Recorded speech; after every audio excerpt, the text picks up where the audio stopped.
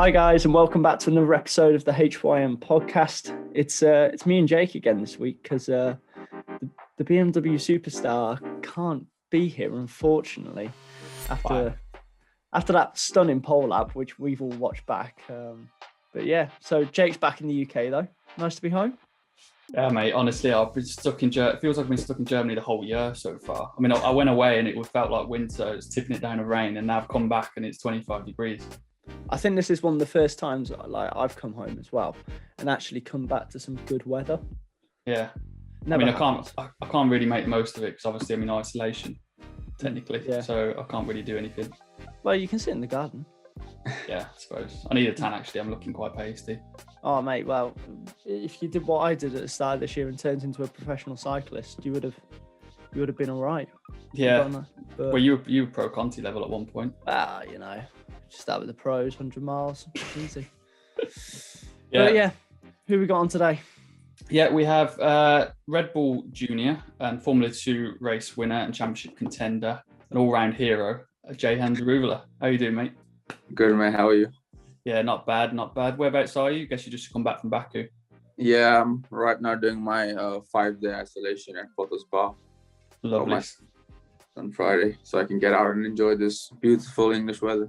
Lovely. You're allowed to go to Carlin though, aren't you, to do sim or whatever? Yeah, Carlin and Red Bull, but obviously we have over a month off. Yeah. Feels like a part-time racing driver in this type of a season. Yeah, I mean, it's a bit, obviously, I left F3 after many years last year. So the format or the schedule of the weekends changed obviously a lot since then. Now you have 3 races. We talked about it with a few other guests, obviously. How have you found that so far? Yeah, I think it makes stuff pretty interesting, but honestly, I still think that qualifying is the most important, just because I think if you just win the feature race and don't finish any races, sprint races, you can on average win the championship. So it just, I think, shows that the feature race is still very important because I mean, if you just finish where you start in the sprint races, everyone pretty much averages 12 points apart from the winner. So again, like I said, it's all about trying to qualify as high up as possible. But really, apart from Monaco, I think as we saw in Baku, as long as you have got some pace in the races, it doesn't really matter where you start. Yeah, that's what makes the racing exciting. So I'm not a massive fan of the new format, but I think I'd rather have 12 rounds with 2 races, so we drive a bit more. But again, it is the same for everyone. So I guess you just got to make the best of it.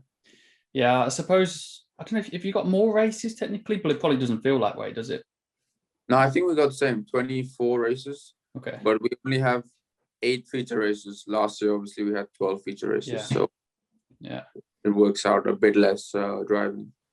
Yeah, I guess, I mean, from sort of watching it as, I don't want to call myself a fan, but watching it on TV myself, it seems like there's a bit more conservative driving overall in terms, especially in the first 2 races anyway.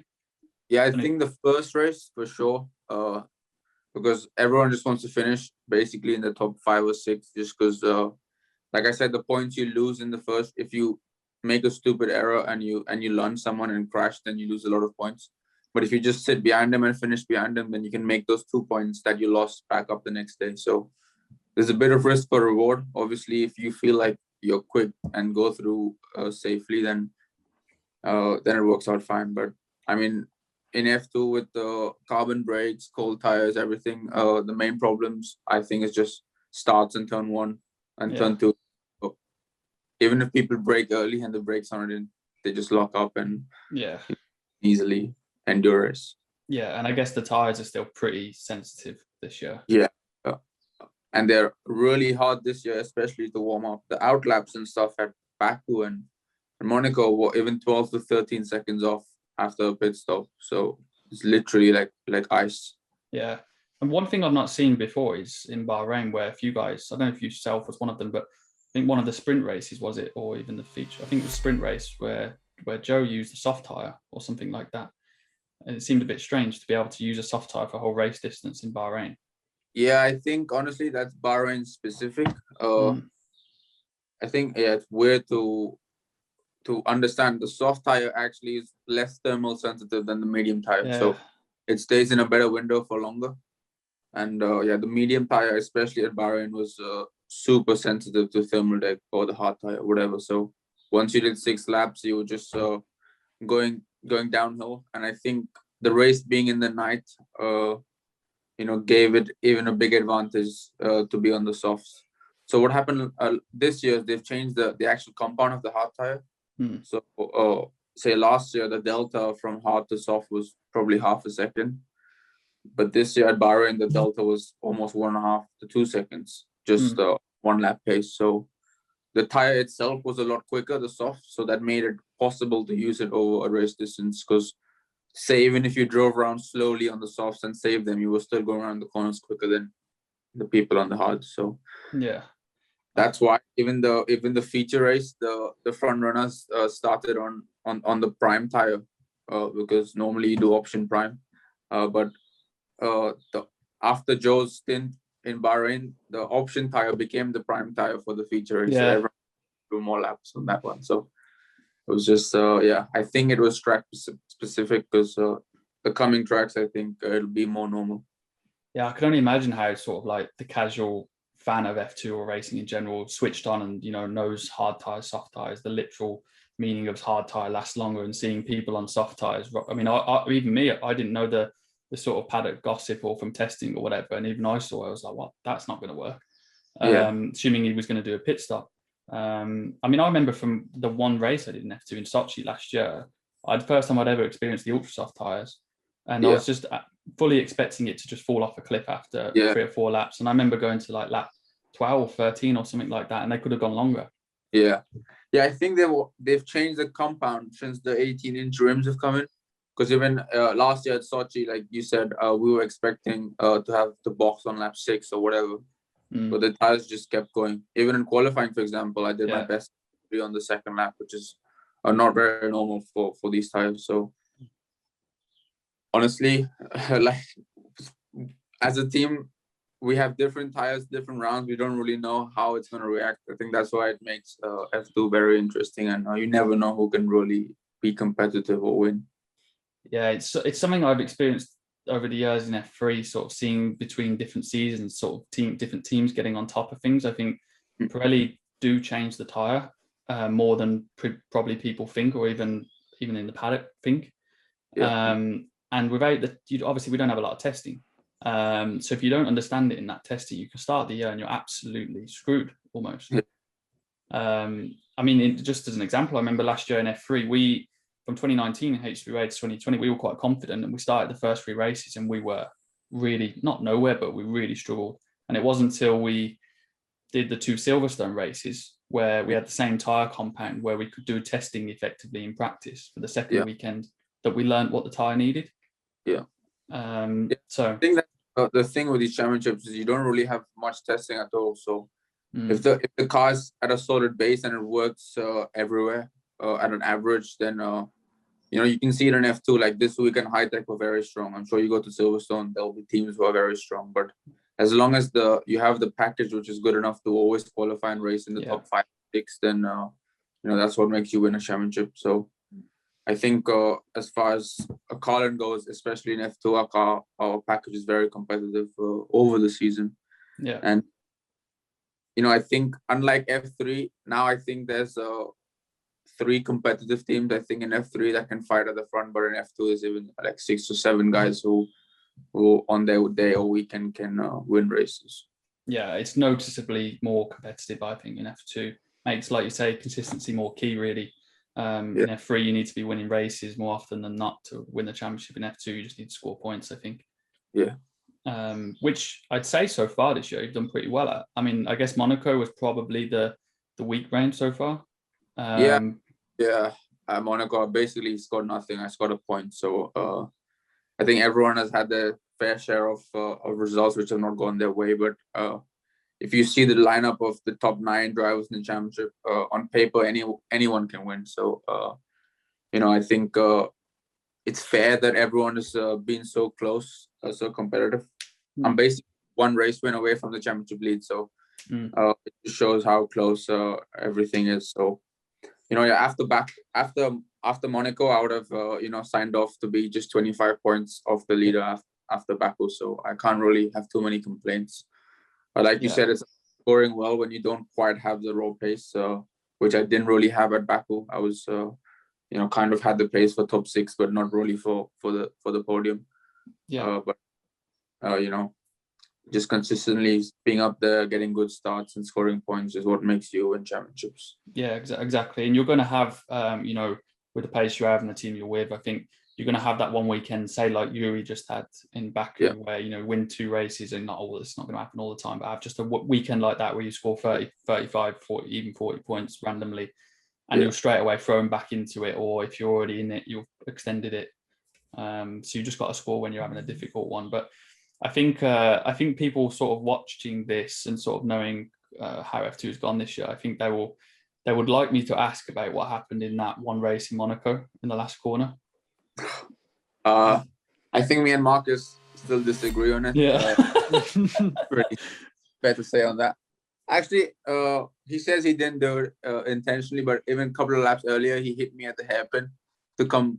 So I think I was a bit more annoyed about that bit than anything else. So he was trying to hit me at the hairpin so he could stay closer to me when we get to the last chicane. But I knew Marcus was behind me, so I went into the swimming pool like pretty much like maniac, committed a bit too quickly through the right, and I got a woeful exit through the left. So he was all over the back of me, and honestly, I thought I covered the line, and then I kind of lost sight of him. Just with how these mirrors are, and I commit to the corner, and the next thing I see is his car on the inside of me, and it felt like he was just dragging me to the outside wall. And then I had my steering turned. I was trying to push him into pit entry, but it was just like I was turning right, he was turning left, so we just kind of were going straight, pushing each other, and then obviously he had the inside for the last corner. At the time, very, very annoyed, but it happens. It's racing. I respect him. I think we get along quite well with each other. So at the end of the day, if I was in his place, I would have done the same thing. So it's all right. Yeah. I mean, I guess in a way the gap was kind of there, but it was one of them, I think, looking from the outside, that if you continued turning, or if you didn't just effectively give it up, it was a crash. Yeah. So it's one of those classic, put you in a case where you either crash or finish. Yeah. So it was a bit ambitious, but I suppose, like you say, that's kind of racing. But with Baku, obviously, I think you had, just looking at results now, you had 4th, 3rd, and 7th, I think. Yeah. So pretty strong weekend, I think. Yeah, I think it was a pretty strong weekend. Free practice, I was miles off. I was over a couple of seconds off. But I was doing a bit of a different run just because in Monaco, I felt like I had no time to almost do enough laps. So we decided just to fill the car up and do like a long run in free practice. Just because, anyways, the track changes so much, the compound changes from free practice to quali. So I think that did work out well. Obviously, I qualified in 9th, but I roundabout had the pace where Dan was in the top 5. Then, the race 1, I didn't really have the pace. Like you said earlier, like I just scored. I came 4th. Then in the second race, it was a big step forward. I started 7th. I was very aggressive at all starts and restarts, and I got myself up to the podium spots pretty early on in the race. And after that, again, it was one of the most fun races of my life, just because normally in F2 we have to like save tires and all the lot. But here it was like a flat out qualifying run from lights to flag, because Yuri was obviously trying to pull away, get out of DRS from P2. And then Beckman ahead of me was also trying to push as much as he could to break DRS. And it was the same for me. I was pushing as much as I could to stay in DRS. So it was pretty much a quali lights to flag race. And it's probably one of the most fun races I've had in F2. Yeah. I mean, I've never driven Baku, but it looks pretty mental, especially in a race situation. Yeah. I suppose it feels pretty lively on things like restarts and sort of, going down into turn 1. Yeah, I think the most, part which is lively and scary is the lap 1, the last 2 corners. Obviously, it looks easy on TV, but I mean, even in the feature race on a full tank, I did it flat, just knowing that if I lifted a little bit, I would get done down the straight. So everyone is just keeping their foot in, and the car's bottoming through the left and then through the right, and it's just not a nice feeling. No, I did it on the sim, the F1 sim the other day, and don't get me wrong, it's like so easy the last corner. But I remember thinking that's actually a bit tighter than I thought I saw on TV. Yeah. So I can anticipate that. Yeah, in F2, like you say at the start of the race, that's pretty much a rouge kind of nearly level. Exactly like that, and also the wall, like you said, it's a lot tighter than you think. So as you go around the right, it comes up to your face really quickly. Yeah.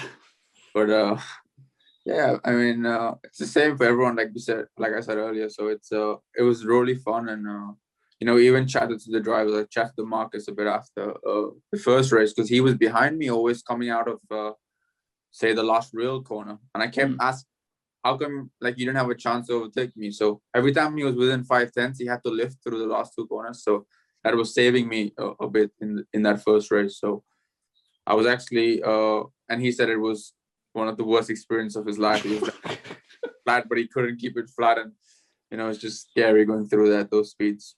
What a wuss. Exactly. He got pretty lively later on in the race or the weekend, didn't he, with that 3 wide crash with Dan? Yeah. Have you seen that back? Yeah, I mean, I witnessed it because I was right behind it. So it was of course, yeah. I got the cut back on, say, all three of them. He was like fantastic, great, until I guess he heard that Teo's done his arm or something like that. Yeah, unfortunately, obviously for him, he's done his arm, but yeah, I suppose that's the advantage of having a gap between races, actually. Yeah, we have 6 or 7 weeks before Silverstone, so that's the only positive that he can take out of it. Yeah, I'd also imagine Dan sometimes keeps the limelight off you in a good way, a little bit through the weekend. He's always in the headlines, isn't he? Yeah. No, he's a really good teammate. Obviously, Dan is Dan. Everyone knows how he is, but he's super quick, which is the most important. And we have good data. And really, I was his teammate since 2013 in karting. We shared a couple of years together. So, me and Dan get along quite well. We have great respect for each other. So it's quite a good, almost he's like the other end and I'm the other end of the spectrum. So it's a good balance. Yeah, I mean, Alex will know from when we had him on, he's pretty interesting, isn't he? Oh, yeah. God, he kept us on our feet, didn't he? Yeah, I mean, we're obviously still getting started with this whole project, but he helped our engagement, let's say. Yeah. No, you definitely did. But let's take it back to the start of your career, mate. How did you get into racing, and what was that like first moment that really set you on this path? Honestly, I started. Obviously Jake started very late, but I also started relatively late for racing driver. I started when I was 10. I started road tax back in India. I did a couple of years there. Obviously the competition compared to Europe was massively different. I remember qualifying, no testing. I arrived at my first ever race weekend in a road tax like Micromax category. I was 3 seconds off and I qualified 5th. So that's how we can. No way.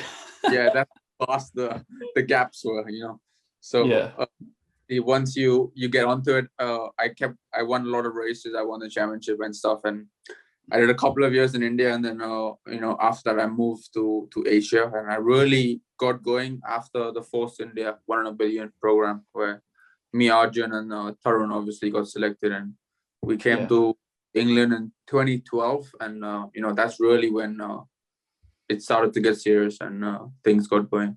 Yeah, I guess that was the point at which you were like, okay, let's give this a go, kind of thing, as a career. Yeah, exactly.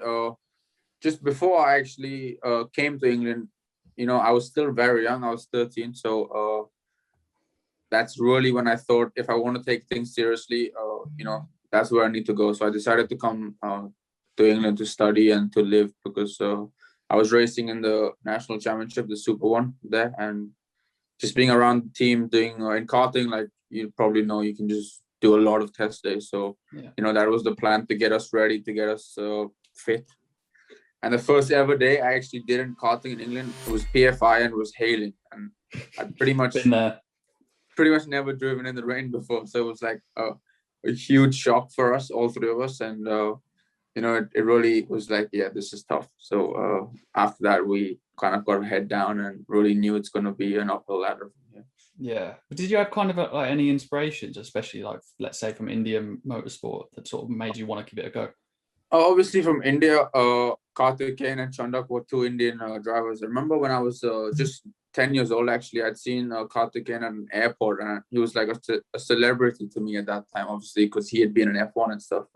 Now we share a really strong relationship. Obviously, he's been to F1, done the whole lot. So yeah, him and Karun were one of my inspirations. But that really, my main inspiration in F1 at the time was Alonso, because I was at the age when he was winning the world titles in the Renault in 5 and 6. Yeah. And he transitioned to McLaren. So those were the years that I was really interested in watching F1. And ever since, he was my favorite driver pretty much till he left, obviously, a couple of years ago from McLaren. And he's still here. Yeah, he's back. He got a brilliant restart, didn't he? Yeah. Baku, yeah. Yeah, that was phenomenal. Soft tires. Now my kind of inspiration is almost the younger guys, who give the run. Like Charles, Lando, Yuki, George, all of these guys, who are really max. Yeah. It's just showing that the guys who come from F2 and F3 can deliver at a high level straight away. I mean, obviously, I've not driven F1 car, but I can't help but feel like I'm raced in the category, especially F3, obviously, for so many years, that I've seen all these guys at some point been teammates or raced with them and stuff like that, and you sort of, it pushes you, obviously, and I just can't help but think that the level, I don't think people realize the level of F2, F3, and this, we are effectively almost pro racing drivers that aren't getting paid yet. Yeah. In a way. Yeah. The level is very high in F3 and F2. Yeah, like you said, I think obviously we don't get paid, but yeah, I'm sure like if you put the top guys in F3 and F2 in a Formula 1 car, we would be pretty good. Right, you've almost seen it in the past few years, like you say, with those kind of guys. It's almost everyone that gets into a car seems to show what we all know anyway. Yeah. I've got a question for you both. We saw a couple of years ago, we saw Jack Miller go straight from Moto3 up to MotoGP. And it's not something that's been repeated since, I don't think. No, it hasn't been repeated. And now Jack's obviously factory Ducati rider with 2 race wins this year already. Do you think that would work in Formula 3 to move straight from Formula 3 up to Formula 1? Yeah, I think obviously Max Verstappen is probably the only one, his name that comes to light, that he's done it before. But to be fair to the bloke, I think he's a once in a generation talent. It's really hard to imagine doing 1 year of car racing and going to F1, because the amount that I learn and I'm still learning is massive. When you do come to the level of F3, like Jake said, then you feel like you are ready to go to F1. But kind of teams now, with how the license points are, how teams want you, they always want you to progress from F3 to F2 to F1. But to answer your question, do I think it's possible? I think yes. I think people are ready to go from F3 to F1. I think even Daniel Kvyat went from GP3 to F1. So I think it proves that once you are at the top level and you can drive at the front of the field in F3, which is super competitive, then I think you could be ready to go to F1. Yeah, I mean, I completely agree. I think the perception in F1 is different to MotoGP, where, like Jehan says, I think the perception is that you have to go to do F2 now. You have to get the super license points. You have to prove yourself again after maybe already proving yourself in F3. George, Charles, trying to think of the most recent ones, even Yuki, I guess, the ones that have done F3, done well, and then gone, not been offered almost the chance to go to F1. They had to do it again. Where I think, from looking from the outside, that's not always the case in MotoGP. Like, they're a bit more brave to sort of, stick their neck out and say, well, this guy, we already think he's good enough. Like, we don't need to put him in Moto2. Yeah. But I think the level is absolutely good enough. The guys top of F3 to go into an F1 car and, do the job. But yeah, clearly Max is the advocate of that, and I don't think you'll see it very often. But yeah, I mean, we actually had Max on last week, Futural, and he mentioned, just quickly talking about before we move on from karting stuff, that he raced. Oh no, he was in cars, wasn't it? That he raced you, I think, in his first. Was it karting or was it? It's karting in Malaysia. He said. Yeah, in karting. Yeah. Yeah, that's what I didn't. To be honest, I knew he lived in Singapore. I didn't actually realize he started his career out there. Yeah, he really. I remember him and James Pope. They were like the top guys up there. And Max probably told you as well. The mechanic just pulled me up, and next day told Max, "This guy's your teammate." And we just, we rocked up to the track, and all of a sudden, me and Max were teammates. And obviously, for me, he was like a foreigner in Malaysia, so obviously he was the top guy and our reference pretty much for the first year or so that I started racing. Yeah, it's funny as such a small world, right? Yeah. Oh, Jake's frozen. Yeah. Also, coming. I think I'm also a big fan of MotoGP, but I don't exactly know how it works. But they seem like even if you do like 4 or 5 years in Moto2, but then you do well, you get a promotion to MotoGP. Yeah, I mean, like the sort of example from that a few years ago is like Tito Rabat. Yeah. Tito did, oh God, he must have had, 4 or 5 seasons at it. But then he won, did he win 2 on the back? Or I think he did. I think he did. Go 1, 2 on the back, and then he went 2. Yeah. So, and then Tito did obviously very well in Moto2 and then got promoted up. But Tito never really seemed to have a fantastic bike in GP. And also, I think from Moto2 we saw that Tito takes a while to adapt. Yeah. To GP or to a category. I mean, he's gone to World Superbikes now, and he's ex GP rider. Bautista came in and won his first race. Yeah. And Tito's in 10th, 9th. So are they, like Formula 2? Are they also obviously are they professionally paid, or do they still have to pay at a level like Moto2? I mean, some of the guys, some so in Moto2, Moto3, even GP. I think in any form of motorsport now, there's people in all categories paying, and there's people who are getting paid a lot. Yeah. Moto2, Moto3. I mean, some of the front guys are they're fully sponsored. Yeah. And earning a living out of their sponsorships. Yeah. In Moto3, there's a couple of guys at the front who I imagine being paid, but then I'd say probably 80-85% of the field are having to bring big money to pay. Yeah.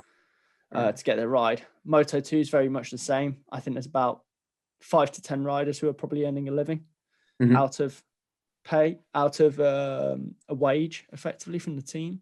Yeah. But then the rest of the field, they're bringing hundreds of thousands of euros. It seems like there's some like specialists almost in Moto2, Moto3, where the teams can almost, I guess they have the economics of motorbike racing is different to car racing, where they can afford to pay some guys that they can know they can get results. I mean, if it was great, I would have been sorted in F3. I would have never left. Yeah. But it just seems like there's some guys that maybe have gone. I think Sam Lowe's comes to mind. I think he went up to Aprilia, didn't he, MotoGP?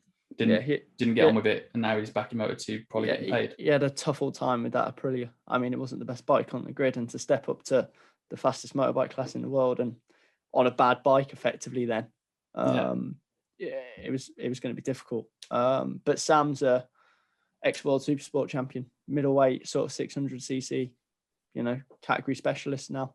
Another one that springs to mind, Tom Luthi, the Swiss rider. He was there for ages, wasn't he? He won a 125 world championship back in like 08, 09 or something like that. And he's still in the middle. He did a year in GP, didn't get any results. He was on a tough bike with Mark VDS, but then he's come back down to Moto2, and he's still very successful. It'll be interesting, to sort of see in the next decade now with F2 and F3, sort of how it evolves, because there's almost quite a new fan base, I think, come from Drive to Survive with F1 and obviously the F2 documentary as well. And all you boys in F2, you get quite a big following, for a junior category that I think is kind of, drips down from F1, I think. And these new fans, they watch F1 and then they want to see F2 as well, the support races. And I wonder how it will go in the next decade where, there's cost caps coming into F1, or whether it'll be a bit more available for teams, especially to sort of bring sponsorship to the cars, let's say. Like you see in Moto2 with like Estrella Galicia comes to mind, and obviously Red Bull's always quite popular there, and KTM or whatever. I mean, Red Bull have 4 bikes in proper Red Bull colours in the Moto3 grid now.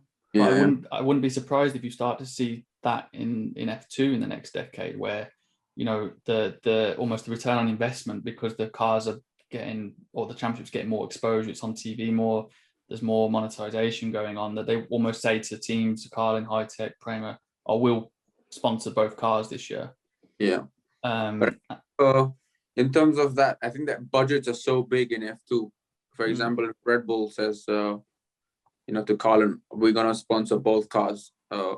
That budget itself is a lot. So drivers, I don't see the drivers getting paid on top of that. No.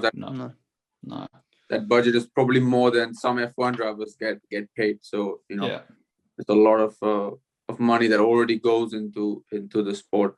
It's hard for teams like High Tech, Carlin, or anyone to, I think, pay young drivers. So unlike in Moto2, I don't see Formula 2 drivers getting paid until they get to F1, or obviously go to another category. I think the top guys in F2 are easily good enough to get paid if they choose to go into another form of motorsport. Yeah, I think that what it might do is, it won't get paid for sure. That, like you say, the budgets are too big compared to motorbikes. But if, let's say, if it even brought the budget down by a quarter or a third or something like that, it's not 2 million, it's now back to 1.2 like it used to be, or something like that. Yeah. How much more? It still sounds astronomical, doesn't it? But how much more accessible or more availability there will be for drivers to sort of, especially at F3 level, to sort of get onto the support ladder of F1 and show themselves on TV of Sky and all of this. And I think that'll be quite good for the sport, I think. Yeah. Or obviously F1 teams have such a big budget. Another thing would be like the FIA make it compulsory to have say like a 10 million a budget where they need to sponsor young drivers. Because for them it's 10 million is obviously a lot of money, but for Formula 1 teams, at least the top ones, it's not too much. Yeah. So if they can identify, at least find some talents that they think who are possible, and then bring them, like obviously McLaren have done with Hamilton and with Norris, and Red Bull are doing with obviously all of us. But if maybe even if the teams, with the new cost cap, the cost cap's 175 million, isn't it? I think it's 120. It's less. Yeah. Is it? Well, even if they, if they did 10 million, it's less than 10%. Well, I mean, there's, I don't know, but I would imagine obviously their cost caps come in, so they're spending less. But I would hope that, especially now with Liberty and all these new fans that seems to be happening, especially with the world of social media, that they're able to make more money through marketing and sponsorship. So if they're making more money and also spending less, I don't see why that's a really good idea, I think. Yeah. I think there's a lot better return on people's investments now in racing, in all forms of racing. I know, like we said about the cost of F2 there being so high. I mean, compare that to Moto2, Moto3. It's not uncommon in like Moto2, Moto3 tier people bringing about, €500,000 worth of sponsorship. But still, like, that's a lot less than... That's Formula 4 money. Yeah. Exactly. I mean, you're competing in the biggest motorcycle racing championship in the world, and you're getting brilliant TV coverage, great social media coverage, and it's half the price of F1 and F2 stuff. Yeah. So I can see why Red Bull does put their sponsorship all over those 4 Moto3 bikes. Mm-hmm. And I think, if there's a way for some money to be put back into the junior categories, Formula 3, Formula 2, to then make it more appealing to the sponsors, it becomes a lot more viable, everything, doesn't it? Yeah. Yeah, definitely. I mean, obviously we just touched on Red Bull. With your case being with Force India, or was it even Racing Point, or was it still Force India when you had your last year with them? Before 2018 was my last season, so I think it was before it was racing one. Yeah. So you had that pink car, didn't you, in F3? You were F3 with Carlin. Yeah. What a car that was, by the way. I need to touch on that. Oh, the pink one. Well, not the livery, no, to be honest, no. But the chassis, the championship. Yeah. It is one of my favorite cars. Like even now, we have like almost 2 months off or 1.5 months off. I feel like I want to drive. Yeah. That's one car which you're allowed to drive with the power to weight ratio. So, just to go out if you can to a track there or something. Like I've already asked my driver coach if we can sort it out or something, just because I love driving that car. It's brilliant, isn't it? It has. You just should we make a 10-minute segment of every show we do with someone who's drove that car, just so they can talk about it again, Jay? Yeah, because everyone loves it. Oh God, it's the same thing every time. Oh, that car. I mean, we had Dan on, and he said he preferred it to the Red Bull F1 car, I think. F1 car, so I can't say. Yeah, I mean, I definitely can't say as well, but I mean, I prefer, that's my favourite car I've ever driven for sure. I mean, the best car, well, not best, but the highest power bigger car I've driven was World Series Renault or F2, but World Series Renault was obviously better than that. But still, I prefer the F3 car, that little F3 car, 500 kilos. That round Mackay was just sensational. Yeah. I also drove a couple of days in World Series, and that also felt really, proper racing car. If that championship carried on, I think it also have been really good. Yeah, I almost wish the Euro F3 car and the World Series car was the current F3 and F2 car. Yeah, that would be good. I think the good thing about F2 is the horsepower. It's a lot now that we have. I think it's like 650 or something. Oh yeah, it's incredible. Especially every time you go out of the pit lane, especially like street tracks, it feels really, really quick. I remember going into turn 2 in Sochi for the first time. Between the walls, it's almost a bit like a tunnel down there, isn't it? With the walls so close. Yeah. I was like, whoa, we're getting a bit of a lick on it. I definitely braked a bit early the first time.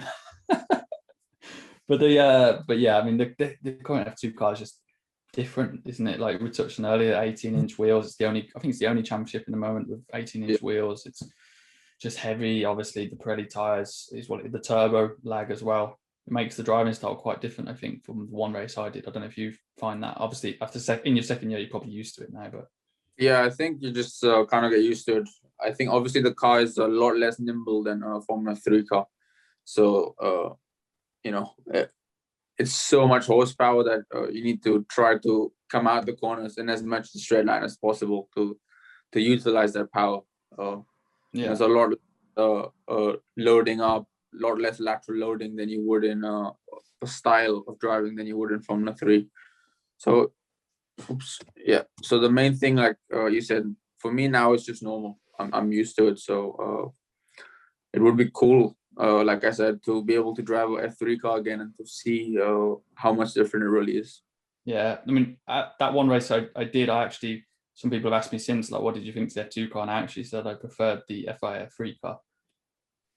I don't know what you think to that, but no, I don't know. I think I prefer F2 for sure because I think Sochi is a bit different, but tracks like Silverstone, Mugello and stuff, when the high speed and the heaviness of the wheel and stuff, then you really like it feels like a man's sport. If you're not strong enough, you can't turn the wheel. It's literally like, whoever stronger can get around the corner quicker.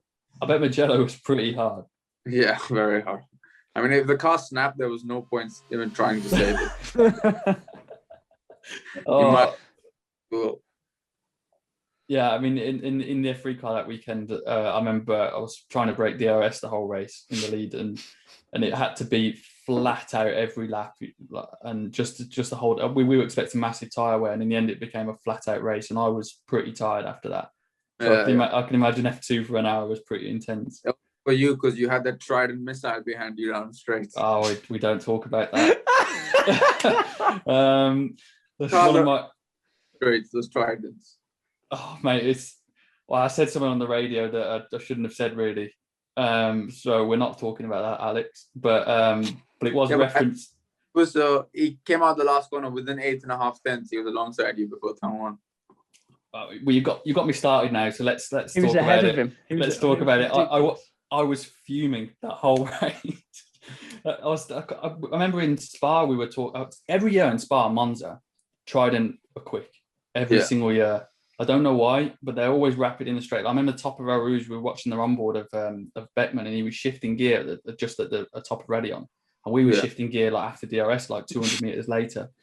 And I just remember Zendelli being behind that whole race, and seeing him come out the corner, and you're like, well, he's got me. I've got, there's no choice. Be so demoralising. Well, I watched the race back, and you had the tower of the intervals, time gaps between cars. Yeah. And I would see him, like you say, 8 tenths about was, and he would cream past me at the exit of the pit lane. And I would get 8 tenths, and I would be having to overtake around the outside at turn one, coming from behind, and I was fuming. But I think they obviously know something that helps them go quite quick down the straight. They're even at Monza. At Spa, the sector one is always like ridiculous. Yeah. Because even in 2019, after Q1 or the first part of qualifying, I was like 8 tenths off. Tried into 1-2 with PK and Di Francesco. So I was like, all right, run 2, I need to get behind Dev. So I got behind him, and he was on his own ahead of me, and I was like a couple of seconds behind him, and he was purple in sector one. And I only was a tenth slower than him, but I gained 6 tenths to my previous set in sector one. And then he lost like 6 tenths in the middle sector, so I got a perfect tour for sector 3, and he was purple again in third sector, so I managed to get pole. Yeah, I don't get what they could do. I mean, we're talking about Prema there as well, and that's like they're seen as the best car out there in theory. And they, Prema wouldn't normally miss a beat, so I can't imagine it's an obvious thing. But like you say, they're always rapid in the straight. It's not like they're that slow in the corners as well. It's not like, for example, in Mugello, I had the same wing level as Zendelli, so it's something else. Yeah, it's not a win. Yeah, it's something to do with drag or brakes rubbing or touching or something. Yeah, adaptive suspension. Yeah. But let's just quickly touch on that season you had with Prema. Obviously, I think the year before, you'd come from Euro 3, hadn't you? I think you'd done the last race with MP or in Abu Dhabi, if I remember correctly. So you sort of had a taste, I suppose, of it, and then you obviously signed with Prema. How was that kind of shift from Carlin Euro 3 to the Prema, effectively? Yeah, I think obviously 2017 we had a season together in F3, and that was probably a better year than I had in 2018. We all struggled quite a lot the year of my pink car. Obviously, I had Sasha and Ferdinand, obviously top drivers. But at the end, I finished 10th in the championship. We were pretty much struggling pretty much everywhere we went. So obviously, it was difficult to get the Prema seat, but I was pretty much really, really wanted it, and I told that I'm confident that I can do well and match whoever's in the car. So at the end, I got the seat. I was very happy, and at the end, it was a full different experience the year before. The year before, sometimes when I didn't feel quick, I would overdrive, make mistakes, do stuff like that. But in 2019, I knew that the car would be good, so all I had to do was just believe in myself, do a good lap, nail all the corners, and do nothing special. Just use my references, and I think I qualified in the top 4 every qualifying, apart from Budapest, where I was just stuck in traffic and stuff. I remember that. Yeah, I remember that session. Yeah, that was unlucky. Yeah. So yeah, I think that was a big turnaround that season. Obviously, I was in the title fight till the last race, and that season helped me obviously get my junior seat at Red Bull. So it was a big change. I know what you mean though about like when you feel like you've got a good car, and comparing that to when you think you haven't, and you know what it's like. You're in the truck and you're analysing everything out of the data and watching any onboard camera you can get, watching the TV sessions back, trying to think about it. And before you go into the session, you're almost thinking about data almost of like I need to brake here, my brake trace needs to look like that, I need to be on the throttle there, I need to use that gear, I need to delay the down change, whatever. Yeah. But I've been there, probably not for a whole season, but I've had it. I mean, we had it even page 3 the second half of last year, where I was just confident, and you knew the car was quick, and it's so much more, well, obviously relaxing, but you just delivered more often than not because of that. Exactly. But obviously, I mean, it wasn't. It seems like every year Prema seems to put the car out for whoever's in the car. Yeah, I think in all categories, not only in F3. I think they're good everywhere. Yeah, I mean, obviously, I think it was 2016 with GP when it was still GP2. They entered with Gasly and Giovinazzi, and they obviously wiped the floor with everyone. And then I honestly thought that when they changed 2018 to 2019 from UF3 to FIF3 that they can't do that again. Like, and they didn't really do that again. It wasn't as obvious, but it's just whatever the tire, whatever the chassis, engine, whatever. It's just some philosophy or something that they have. Yeah. Also, I guess it seems like quite a family atmosphere from the outside. Yeah, very good. I think it's pretty much like family when I was there for a year, and like I still feel like I am part of the Prema family. Very good team. I love Italy. Obviously, the food is amazing. It was hard for me not to put on weight when I was there. Yeah. But yeah, like you said, a very, very family team. So it was a very good season. Yeah, and like you touched on earlier, that season gave you the chance to join Red Bull. How did that? Like, had a conversation? You went to them, or they came to you? No, actually, it was obviously I was looking to go to Carlin in 2020, and obviously Yuki was having talks with Carlin as well, and Trevor told me that Helmut was interested in having a conversation and a chat with us. So I'd actually met him straight after qualifying at Sochi in the last round, and we had a little chat, and he seemed interested, and I said, yeah, I'm really confident if you give me the seat that I can deliver, and I'll obviously do my best. And he was more than happy to obviously take me on board. But a month later, I did my knee completely, so I was out from Macau. I was not sure if I'll recover in time No, I've just completely forgotten now because Vesti filled your seat, didn't he? Yeah, Vesti took my seat, and so it was like a 4-month delay till I actually was fully fit and recovered, and then we had signed the deal with Red Bull just before preseason testing started. How did you do your knee? Yeah. What did you do to it? I was playing football back at home in Mumbai, and I didn't play the whole year pretty much because I didn't want to have any risk in the season. But I was like, the season's done. There's a month now till Macau, so I was playing football, and it was like wet mud. My studs got stuck in. I got tackled, and I did 2 ligaments, ACL, MCL, and I did partially this as well. Proper job then. Yeah, full job. You should be a motorbike racer. Yeah, you'd be on after a week. Yeah. You guys are nuts though. I mean, was it your left leg as well? No, right leg. Luckily, my right leg. Yeah, I was going to say, if it was left leg, that would be a bit worse, I think. I was back in account 3 months, I think, in January. Just test it out. Yeah, those footballers need to just get their act together a bit, I think. Taking 9 months or whatever it is. No, I think for football or something, it's like I was still not walking right, but I could drive because the throttle pedal is easy. Yeah. It was brake pedal, then was no chance. Yeah. Jesus Christ. I mean, I don't know many people who have done their ACL in racing. That's pretty out there. I think you're on your own with that one. Yeah. But yeah, I mean, I want to ask sort of how involved, let's say, is Helmut sort of through your season or your weekends or whatever? Is he always applying pressure? Do you take it as positive pressure? Yeah, I think he's very good. Obviously, he like everyone knows his reputation. He's pretty much straightforward to us. If you have a bad week, and he's calling you up. If you have a very good weekend, he's also gonna call you up. If you have a so-so weekend, then there's nothing. So you know that when things are not going well, and you see the call from Helmut, you got to pick up and just accept it.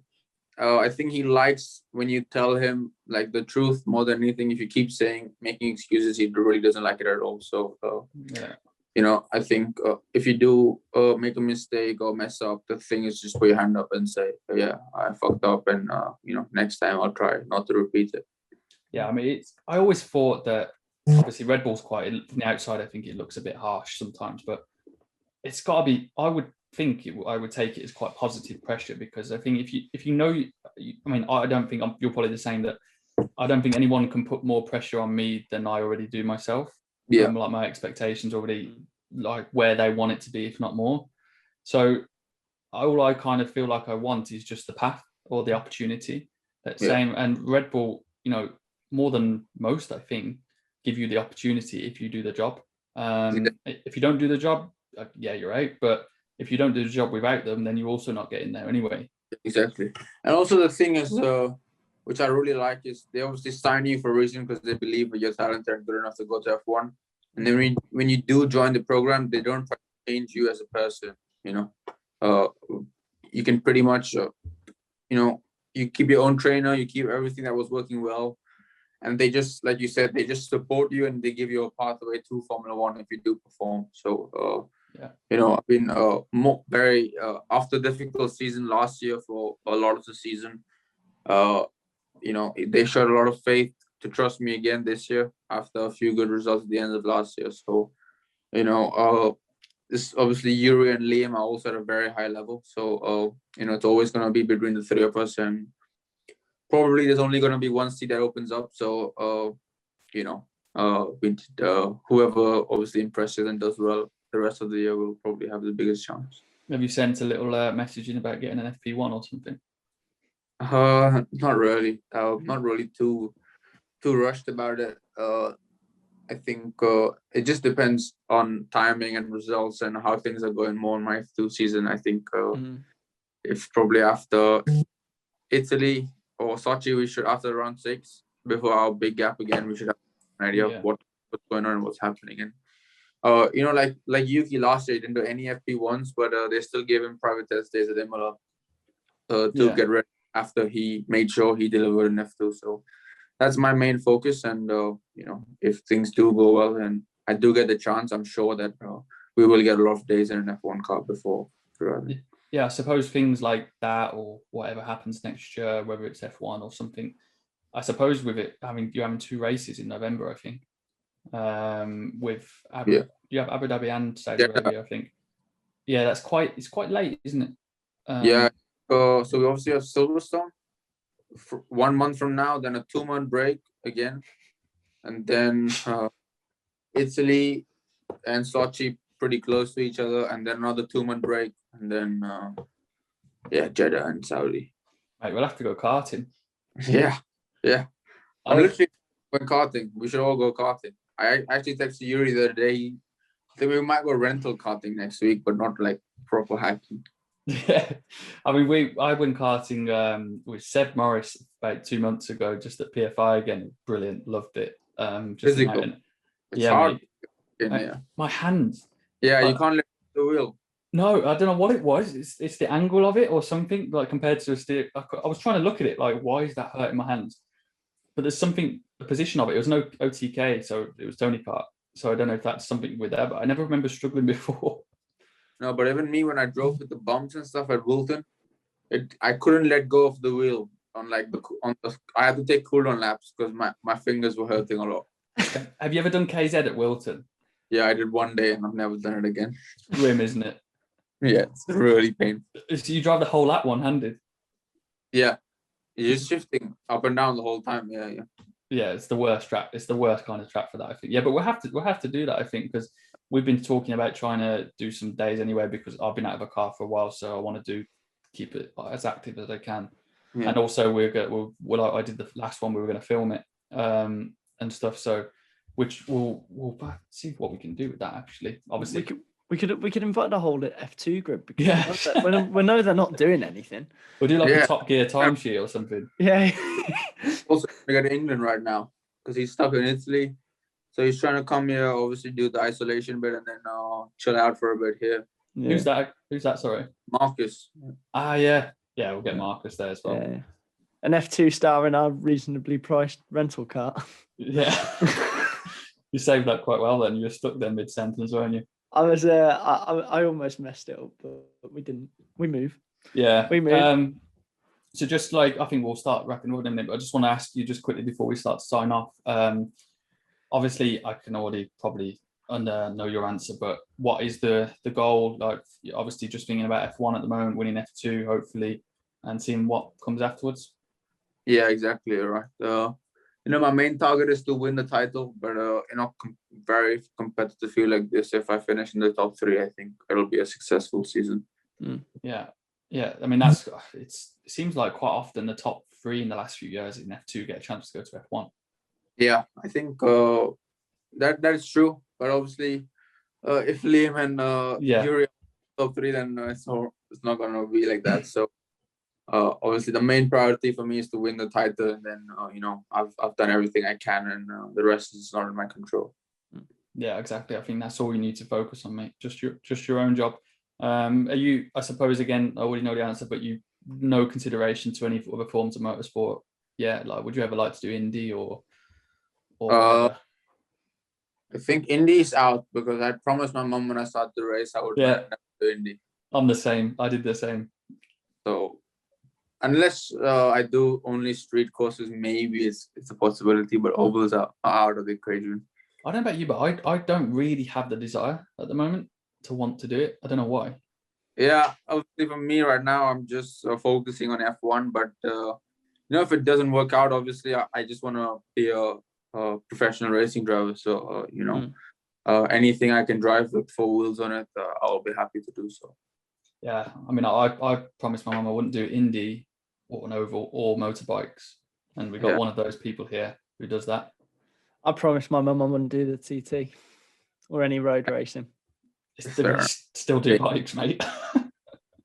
Yeah, no, I think I make way too many mistakes to do something like road racing. That's for sure. But we'll wrap it up there, guys. Massive thanks to Jehan for coming on.